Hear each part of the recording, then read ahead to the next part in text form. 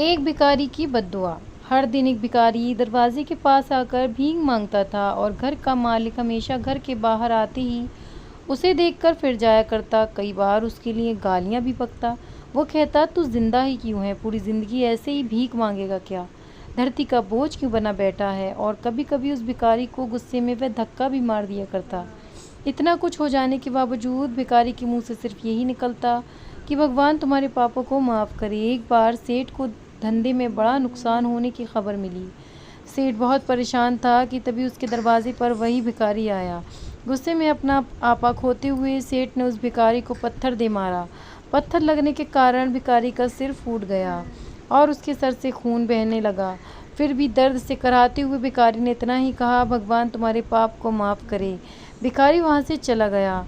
सेठ सोच में पड़ गया कि भिखारी को पत्थर मारा, फिर भी उसने सिर्फ प्रार्थना ही की।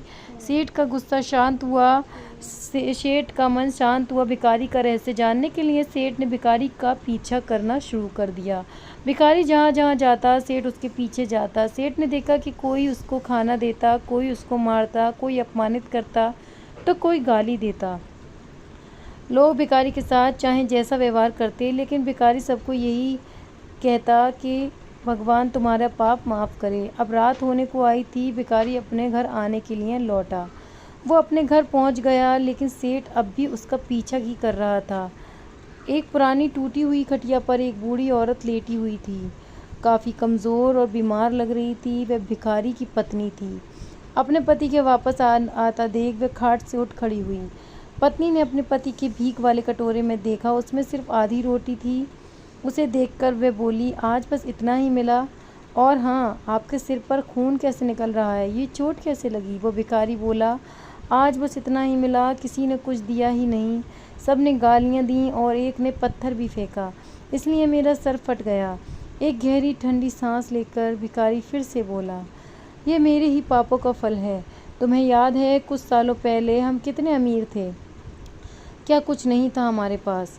हमारे पास हर चीज़ ज़रूरत से ज़्यादा थी, लेकिन हमने कभी दान नहीं किया।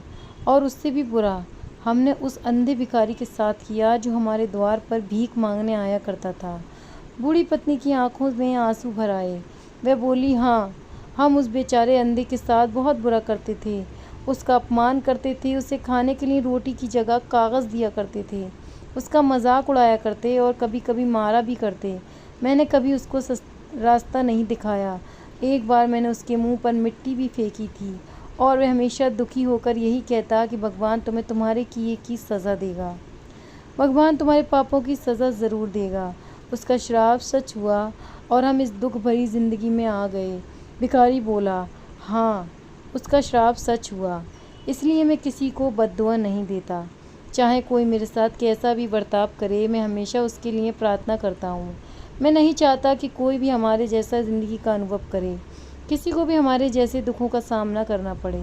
वो नहीं जानते कि वे कितना बड़ा पाप कर रहे हैं, इसलिए अनजाने में हुए पाप की ऐसी सज़ा किसी को भी मिले मैं नहीं चाहता। सेठ वहीं पर छुपकर सब बातें सुन रहा था। अब उसे सब कुछ समझ में आ गया था। भिखारी और उसकी पत्नी ने वे आधी रोटी मिल बांट कर खाई और भगवान को धन्यवाद बोलकर सो गए। अगले दिन बड़ा भिखारी फिर से भीख मांगने के लिए गया। सेठ के दर के पास जाते ही सेठ ने पहले से ही गर्म रोटी उसके लिए निकाल कर रखी थी। उसे देते हुए सेठ ने विनम्रता से बोला, माफ़ कर दीजिए बाबा, मुझे बहुत बड़ी गलती हो गई। बूढ़ा भिखारी बोला, भगवान तेरा भला करे। इतना कहकर वह आगे निकल गया।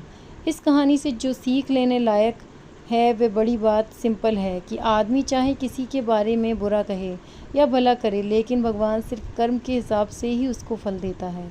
क्या हुआ अगर भगवान नहीं दिखता है, लेकिन ये बात बिल्कुल सच है, उसके खाते में सबका हिसाब बहुत बहुत पक्का होता है। इसलिए जब किसी के लिए कुछ भी करो तो अच्छा ही करो। स्टोरी पसंद आई हो तो प्लीज़ लाइक करें, चैनल को सब्सक्राइब करें, स्टोरी को आगे शेयर ज़रूर करें। Thank you.